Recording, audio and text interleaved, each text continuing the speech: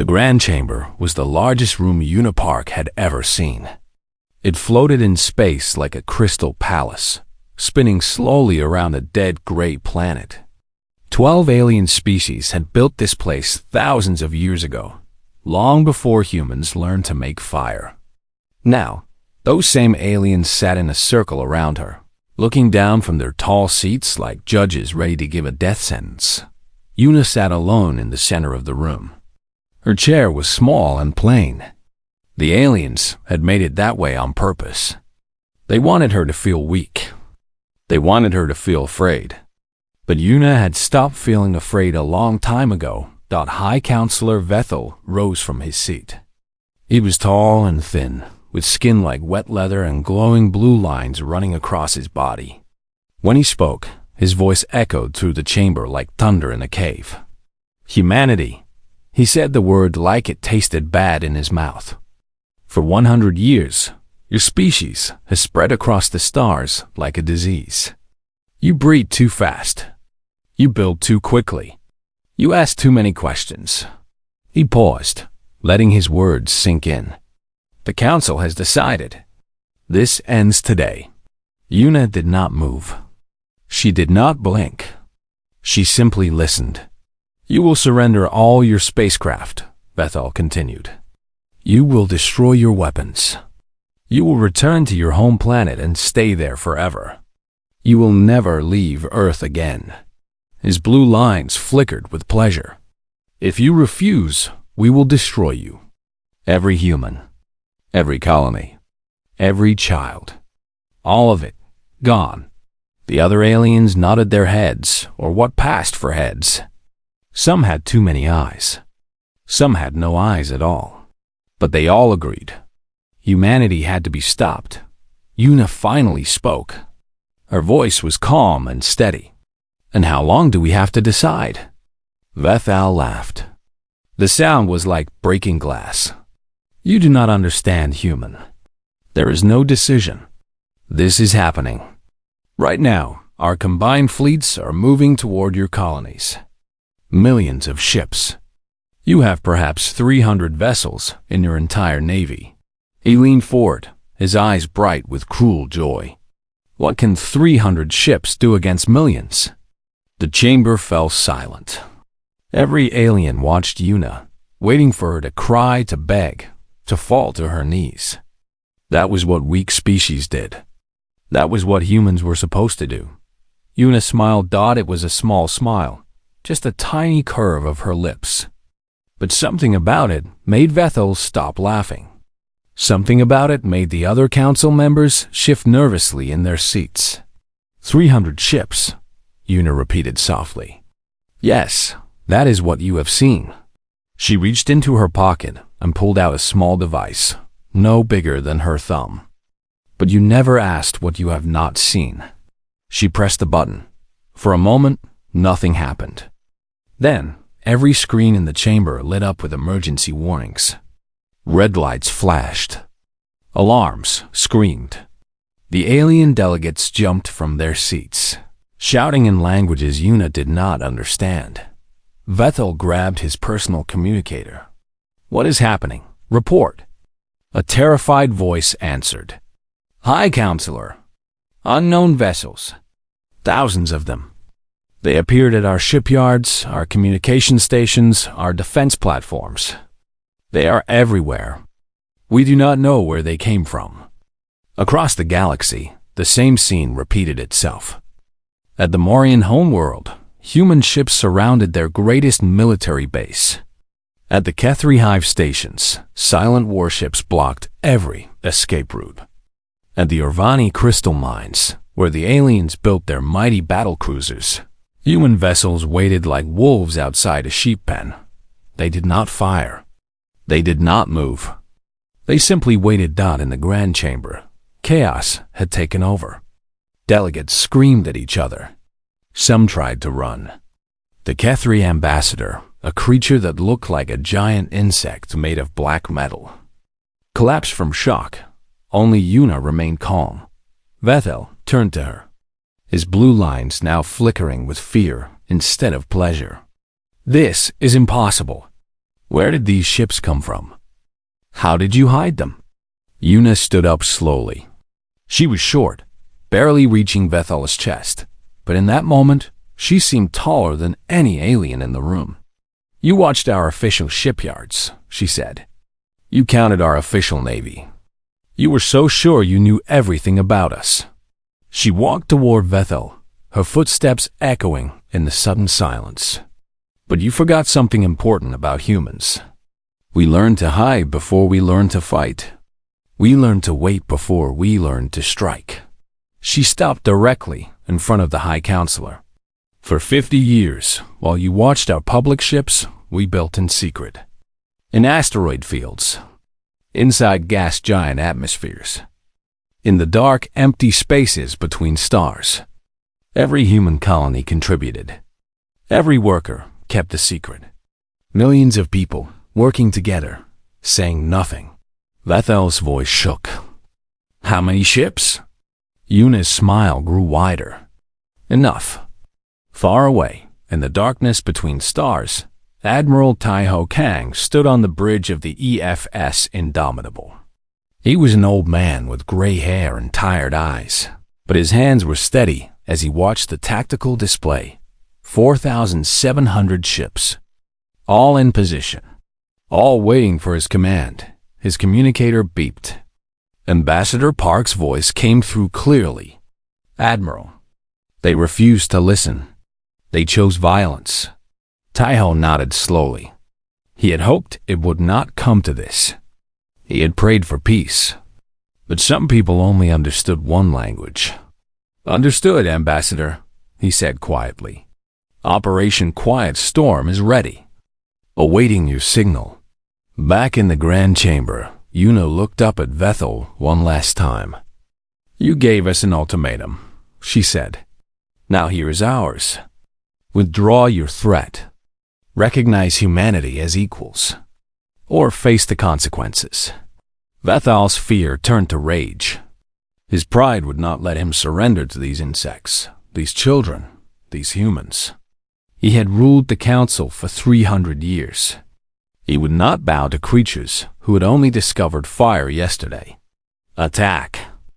He screamed into his communicator. All fleets! Destroy them all. Una sighed. She had given them every chance. She pressed her communicator one more time. Admiral Kang, they have made their choice. Begin. In the void of space, 4,700 ships moved as one. The stars themselves seemed to tremble, and the galaxy would never be the same again. Admiral Taiho Kang had waited his entire life for this moment. He had trained for it. He had planned for it. He had lost sleep over it for 30 years. Now, standing on the bridge of the Indomitable, he felt strangely calm. The ship was massive, bigger than any vessel the aliens had ever built. Its hull was painted black, so dark it seemed to swallow light itself. It moved through space without sound, without heat signature, without any sign that it existed at all. The council sensors had never detected it. They had never even known to look. Captain Jisoo Han stood beside the admiral, her fingers dancing across the tactical display. She was young, only 32, but she had the sharpest mind in the entire fleet. Numbers were her language. Patterns were her art. All ships reporting ready, Admiral, she said. Her voice was flat and professional. 47 strike groups. 4,700 vessels. Zero detection by enemy forces. Taiho nodded slowly. And their fleets? Moving toward our colonies as expected. They believe they have surprise on their side. A small smile crossed Jisoo's face. They are wrong. On the main screen, the galaxy map showed the current situation. Red dots represented council ships. Millions of them, spreading across space like a bloodstain. Blue dots represented human vessels. They were everywhere the red dots were, hovering just outside sensor range, waiting in the shadows. The aliens did not know they were already surrounded. In the Grand Chamber, chaos continued to rule. Delegates shouted into their communicators, demanding answers that nobody had. Emergency reports flooded in from every corner of the galaxy. Human ships had appeared at every important location simultaneously. It was impossible. It should have been impossible. Ambassador Park still stood in the center of the room, watching the panic with patient eyes. She felt no joy at their fear. She had never wanted this. But the Council had given humanity no other choice. Bethal grabbed her arm, his grip tight enough to bruise. "Call them off," he demanded. "Whatever game you are playing, it ends now." Yuna did not pull away. She simply looked at his hand, then at his face. "This is not a game, High Counselor. This is a warning. Your fleets have not been attacked yet. They can still turn around. You can still choose peace." "Peace?" Bethel laughed bitterly. "You think we will negotiate with insects? Then you will die with your pride intact." Yuna's voice was cold as winter. "That is your choice." Far from the Grand Chamber, in the darkness near the Morian homeworld, Commander Dongyan Li watched his target through the bridge window. The Morian Prime Shipyard was the largest military construction facility in the galaxy. 10,000 workers lived there. 200 warships were docked at its platforms. It was the heart of the Council's military power. No Hyun was 40 years old, with broad shoulders and a scar across his left cheek from a training accident. He had served in the Hidden Fleet since he was 18, living in secret bases. Training for a war he hoped would never come. That hope had died today. "Commander," his lieutenant reported, "the shipyard defense grid is active. 47 gun platforms. 12 shield generators." Dahyun studied the numbers. In a normal battle, those defenses would be terrifying. But this was not a normal battle. "Time to target on my mark," he said calmly. "All ships prepare for combat speed." His squadron consisted of 200 vessels. Each one was smaller than the alien battleships, but faster than anything the galaxy had ever seen. Their hulls were covered in special material that absorbed sensor signals. Their engines produced almost no heat. They were ghosts made of metal and fire. On the Indomitable, Admiral Kang received Vethale's attack order through intercepted communications. He closed his eyes for a moment, feeling the weight of what was about to happen. "They fired first," he said quietly. "All fleet commanders, you are authorized to engage." Captain Han pressed a single button on her console. Across the galaxy, the same message appeared on 4,700 screens. "Weapons free. Commander." Lee saw the green light flash on his display. He took a deep breath. "All ships," he said, "begin attack run. Show them what humans can do." His squadron exploded into motion. The ships moved in perfect formation, weaving through space like a school of fish fleeing a predator. But they were not fleeing. They were hunting. The Morian defense platforms opened fire. Massive energy beams cut through the void, enough firepower to destroy a moon. But the human ships were already gone, dancing between the shots like leaves in the wind. Dr. Minho Seo had designed the combat systems aboard these vessels. He was an old man now, retired to a quiet home on Earth, but his genius lived on in every ship. The quantum computers he created could predict enemy movements before they happened.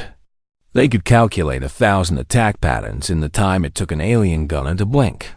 The Morians never had a chance. In 90 seconds, the gun platforms were dust. In 2 minutes, the shield generators fell. In 3 minutes, the shipyard's defenses were completely destroyed. Commander Lee opened a communication channel to the Morian fleet stationed nearby. "This is Commander Lee of the Earth Defense Force. Your shipyard defenses have been neutralized. You have one chance to surrender. Take it." The response came back immediately, filled with rage and disbelief. "We will never surrender to humans. All ships, destroy them." Do-hyun sighed. He had offered mercy. That was all he could do. "All squadrons," he said, "weapons free. Leave no survivors." The battle lasted 4 minutes. 200 human ships against 1,200 Morian warships. When it was over, the Morian fleet existed only as expanding clouds of debris. Similar scenes played out across the galaxy. The Kethri Armada fell in 6 minutes. The Orvani crystal battlecruisers, ships that had conquered 100 worlds, lasted less than 5. The combined military power of 12 ancient civilizations crumbled like sandcastles against an ocean wave. On the Indomitable, Captain Han updated the casualty reports with steady hands. Enemy losses at 94% and climbing. Our losses. She paused, checking the numbers twice. 7 ships damaged. 0 destroyed. Admiral Kang felt no satisfaction. Only sorrow for what could have been. Signal all fleet commanders. Once enemy resistance ends, cease fire immediately. We are not here to commit genocide. In the Grand Chamber, the alien delegates watched their empires fall in real time. Screens showed their fleets dissolving. Communications went silent one by one. The Kethri ambassador made a sound like breaking glass. It was crying. Bethel stood frozen, his mind unable to process what his eyes were seeing. 300 years of dominance. Thousands of years of history. Gone in minutes. Unipark walked toward him slowly. "I told you," she said softly. "I gave you every chance. You could have chosen peace. You could have let us be equals. But you wanted to be masters." She stopped in front of him, her eyes filled with something that might have been pity. "And now you have nothing." Vethel's legs gave out. He collapsed to the floor, his blue lines flickering weakly. For the first time in his ancient life, he understood fear. The thunder had come, and it had shattered everything he knew. The battle lasted exactly 7 minutes and 23 seconds. In that time, the galaxy changed forever. Lieutenant Sarah Yoon was only 24 years old. She had grown up on a colony ship, learned to fly before she learned to walk, and joined the Hidden Fleet on her 18th birthday.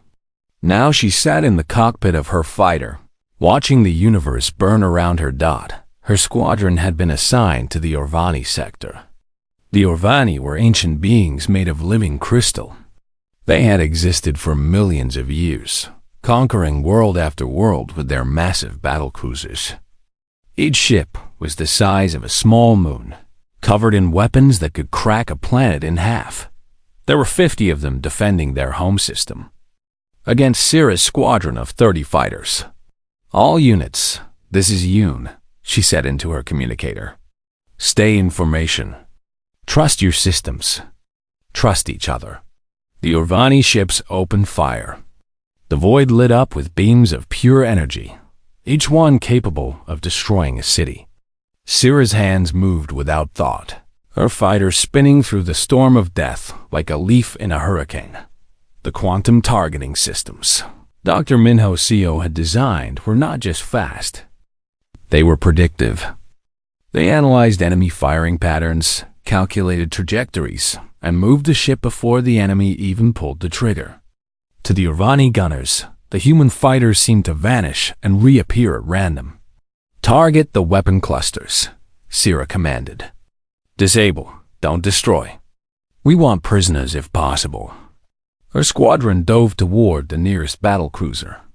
The great ship tried to turn, tried to bring its main weapons to bear, but it was too slow.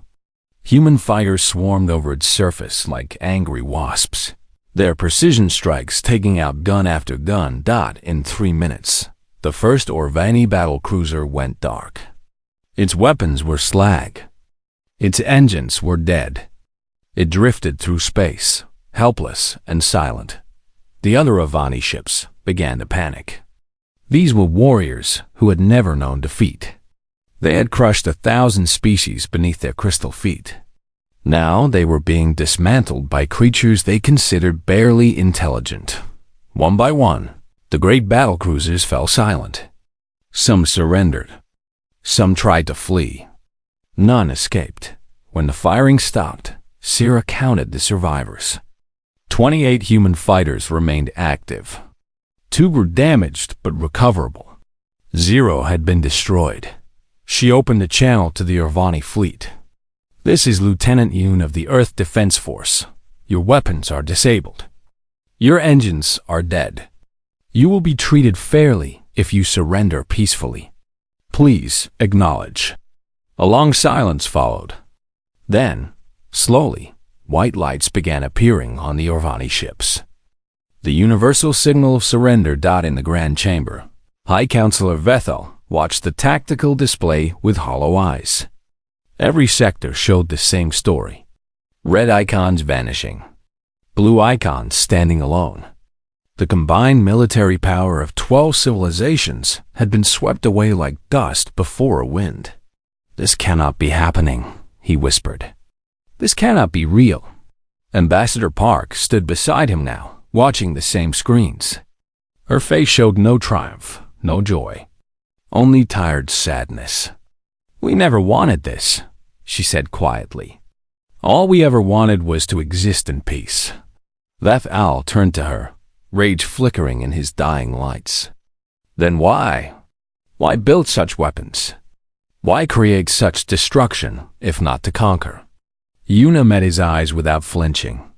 "Because we remembered our history. Humans have been killing each other since the beginning. We have burned our own cities. We have enslaved our own brothers. We have done terrible things to ourselves." She paused, choosing her words carefully.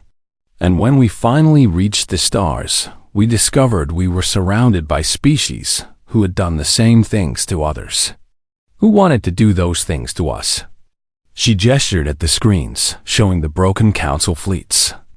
"This is not conquest, High Counselor. This is survival. We built these weapons because we knew that someday someone would try to destroy us. We hoped that day would never come. We prayed for understanding. But we prepared for war." On the bridge of the Indomitable, Admiral Kang received the final reports. The battle was over. The Council's military had been reduced to floating wreckage, and surrendered Hulkstad Captain Han read the numbers aloud. Total enemy vessels destroyed, approximately 3 million. Enemy vessels captured or disabled, 400,000. Enemy casualties estimated at 12 million. The numbers hit Taiho like physical blows. 12 million dead. In 7 minutes. Because of his order. "Our casualties?" he asked, his voice barely above a whisper. 47 ships destroyed. Approximately 600 personnel killed in action. 600 humans. 600 families who would receive the terrible news. 600 empty chairs at dinner tables. Taiho felt each death like a knife in his heart. But he also knew the truth. If they had lost this battle, if the Council had won, there would have been no empty chairs.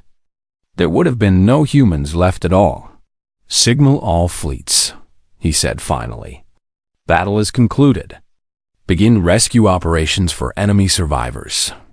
Treat all prisoners with respect and dignity." He paused, looking out at the stars. "And someone tell those council delegates that we are coming to talk." In the Grand Chamber, the alien delegates had gathered into small groups, whispering among themselves. The Kethri were making sounds of distress. The Orvani had gone completely still, their crystal bodies no longer glowing. The others simply looked lost. Only Vethel remained standing, though his legs shook with the effort. His pride refused to let him fall again. Yuna's communicator buzzed. She listened for a moment, then nodded. "Admiral Kang's flagship will dock with this station in 20 minutes, she announced to the room. "He wishes to discuss terms." "Terms?" Vethel laughed bitterly. "What terms? Will you divide our worlds among yourselves? Will you enslave our children? Will you do to us what we plan to do to you?" Yuna looked at him for a long moment. When she spoke, Her voice was gentle but firm. "That is not who we are. That is not who we choose to be." A young Kethri delegate stepped forward nervously. Unlike Vethel, this one had been silent throughout the crisis. Now it spoke in halting but clear words. "My people have existed for 50,000 years, it said. In all that time, we have never met a species that won a war and did not take everything from the losers." It tilted its head, studying Yuna with compound eyes. "What makes humans different?" Yuna considered the question carefully. "Because we know what it feels like to be the losers. Because we have been conquered and enslaved and nearly destroyed by each other, over and over again throughout our history." She smiled sadly. "We learned the hard way that cruelty creates only more cruelty. That revenge becomes a cycle without end." She looked around the room at the gathered aliens, at creatures who had ruled the galaxy since before humanity existed. "You tried to destroy us because you were afraid of what we might become. But you never asked what we wanted to become." She straightened her shoulders, standing tall despite her small size. "We want to be good. We want to build rather than destroy. We want to explore rather than conquer." She turned back to Vethal. "Today you learned that we can destroy you. Tomorrow, if you let us, we will show you that we would rather be your friends." Outside the station, the Indomitable approached slowly, its massive hull blocking out the stars. The age of the Council was over. What came next would depend on choices made in the next few hours. The galaxy held its breath and waited. The airlock hissed open, and Admiral Taiho Kang stepped onto the Council station for the first time. He wore his dress uniform, dark blue with silver buttons, but no weapons. Behind him walked only 4 soldiers, their rifles pointed at the floor. The alien delegates watched him approach with a mixture of fear and confusion. They had expected an army. They had expected chains and death sentences. Instead, they saw an old man with tired eyes and gray hair walking toward them like a grandfather visiting family. Taiho stopped at the edge of the council table. He looked at each delegate in turn, studying faces that had haunted his nightmares for 30 years. These were the beings who had wanted to wipe out his entire species. These were the creatures who had voted to kill every human child in the galaxy. He should hate them. Part of him did. But hatred was heavy, and Taiho was too old to carry it anymore. "My name is Taiho Kang," he said calmly. "I command the Earth Defense Force. I am here to discuss peace." Vethel stepped forward, his blue lines flickering weakly. "Peace?" he spat. "You destroy our fleets, you humiliate our people, and now you speak of peace? This is mockery." Taiho shook his head slowly. "No, High Counselor. This is mercy." He reached into his pocket and pulled out a small data device. With a gentle gesture, he placed it on the table. "This contains the full terms of our proposed agreement. You will find them surprising." Captain Jizu Han, who had accompanied the Admiral, activated the holographic display. Words appeared in the air, translated automatically into each alien language. The terms were simple. Humanity demanded recognition as an equal species with full rights. Humanity demanded the dissolution of the current council and the creation of a new assembly where all species had equal voice. Humanity demanded free trade and open borders for peaceful travel. That was all. No territory seized. No reparations demanded. No slaves taken. No revenge. The delegates read the terms in stunned silence. The Kethri representative made a clicking sound of disbelief. The Orvani sat perfectly still, processing information they could not understand. A small alien from a species Taiho did not recognize raised one of its many hands. "There must be more," it said nervously. "Hidden conditions. Secret demands. This cannot be everything." Taiho smiled sadly. "When I was a young man, I read the history of my people. I learned about empires that rose and fell, about conquerors who built mountains of skulls, about wars that lasted generations. He paused, gathering his thoughts. I learned that revenge and cruelty always come back. The hatred you plant today grows into the war of tomorrow. He gestured at the holographic text. We could take your worlds. We could enslave your people. We could do to you everything you plan to do to us. We have the power. His voice grew firm. But power without wisdom is just destruction. And destruction without purpose is just murder. Ambassador Una Park stepped forward to stand beside the Admiral. Humanity does not want to rule the galaxy, she said. We want to live in it. We want to raise our children without fear.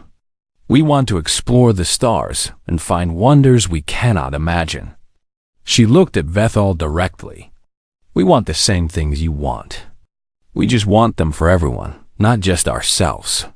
The delegates began whispering among themselves. Some seemed hopeful. Others seemed suspicious. The Kethri representative approached the table cautiously. My people have been ruled by the Morians for 10,000 years, it said quietly. We built their ships. We served in their armies. We died for their wars. It looked at Taiho with something like wonder in its compound eyes. You are truly offering us freedom? True freedom? Equal standing with all other species. Taiho nodded. Every species in this galaxy deserves the chance to choose its own future. We are not your new masters. We are your potential partners. One by one, the delegates began nodding. The Orvani crystals started glowing again, softly at first, then brighter. The small alien with many hands made a gesture of acceptance. Even the proud Kethri bowed their armored heads in agreement. Only Vethel remained standing apart. His face was twisted with emotions Taiho could not read. Pain, anger, and something else. Something that might have been shame. You humiliate us with your kindness, he said bitterly. You defeat us in battle and then torture us with mercy. This is worse than conquest. This is making us owe a debt we can never repay. Una approached him slowly. She was so small next to his towering form, but she did not seem afraid. We do not want your debt, she said softly. We want your friendship. We want to build something together that neither of us could build alone. She reached out and touched his arm gently. The universe is vast and dark and full of dangers we have not yet met. Do we really want to face them as enemies? Or would we rather face them as allies? Vethel looked down at her hand on his arm. In 300 years, no lesser being had ever dared touch him. He should be furious. He should order her death. Instead, he felt something break inside him. Something old and hard and proud that had been choking his heart for centuries. Why? He asked, his voice cracking. Why do you not hate us? We tried to destroy you. We called you insects. We voted to kill your children. Why would you ever forgive that? Taiho answered from behind. Because holding on to hate would make us more like you were.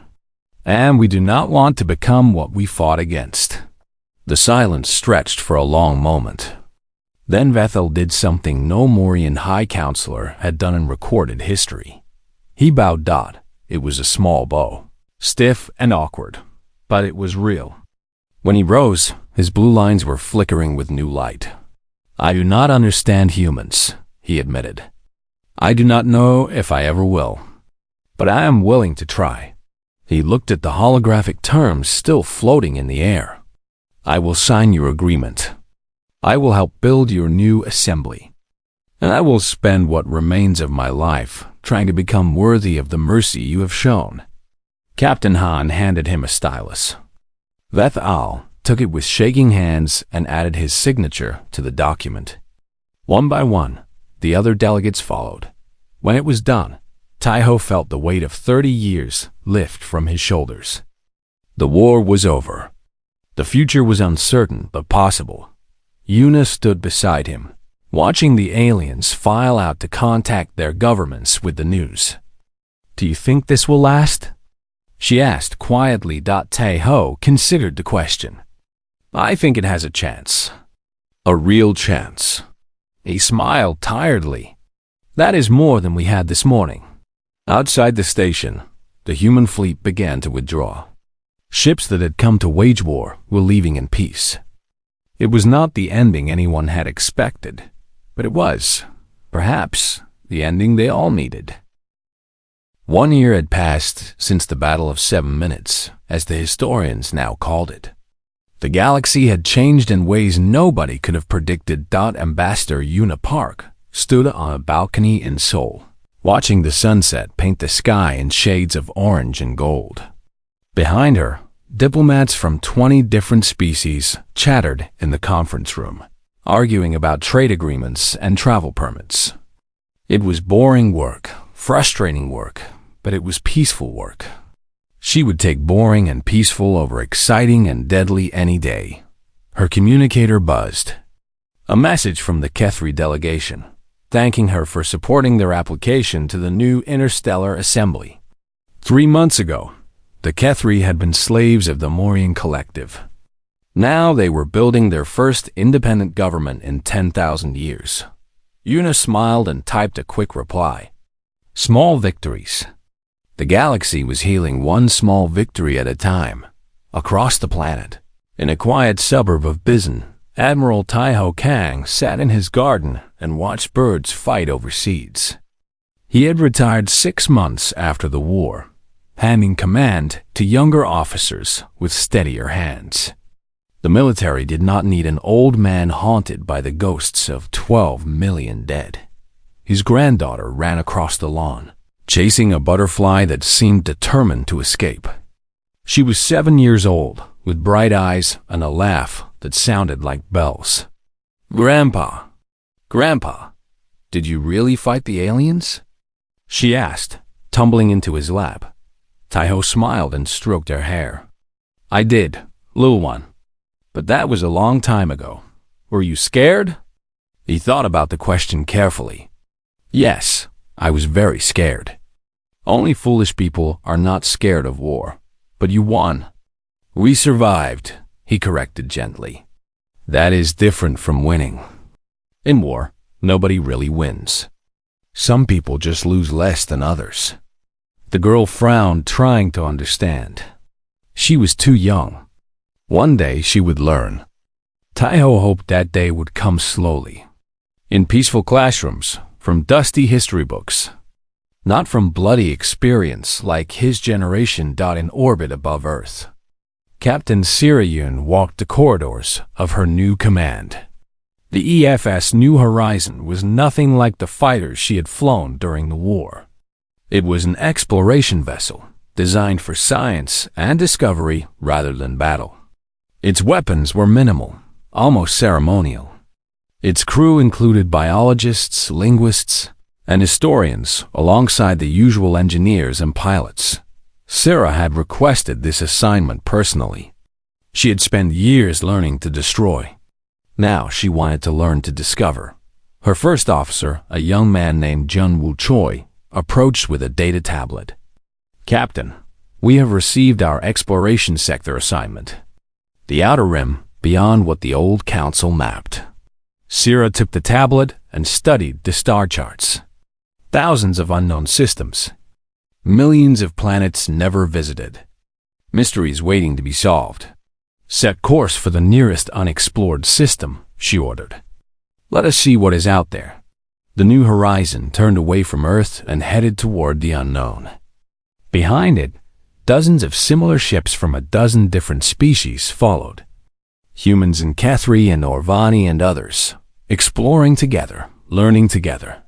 The galaxy that had almost destroyed itself was now reaching toward the stars with open hands, instead of closed fists. But not everyone had embraced the new age. On a dead moon orbiting a dying star, Vethal stood in the ruins of an ancient Morian temple. He had officially retired from politics, claiming he needed time to reflect on his mistakes. The new interstellar assembly had accepted his resignation with barely hidden relief. They did not know about the secret communications he had been receiving. They did not know about the Morian loyalists who still believed in the old ways. They did not know about the ancient weapons hidden in deep vaults beneath forgotten worlds. Vethal had bowed to the humans. He had signed their peace agreement. He had played the role of the reformed enemy seeking redemption. But deep in his heart, the hatred still burned. They humiliated us, he whispered to the darkness. They showed mercy to prove their superiority. They think they have won. His blue lines flickered with cold fire. They are wrong. He activated a hidden communicator. Across the galaxy, loyal Morians received his signal. They were few now, scattered and weakened, but they were patient. They had waited 10,000 years to become the dominant species in the galaxy. They could wait a few more years to take revenge. Continue the work, Bethel commanded. Find the old weapons.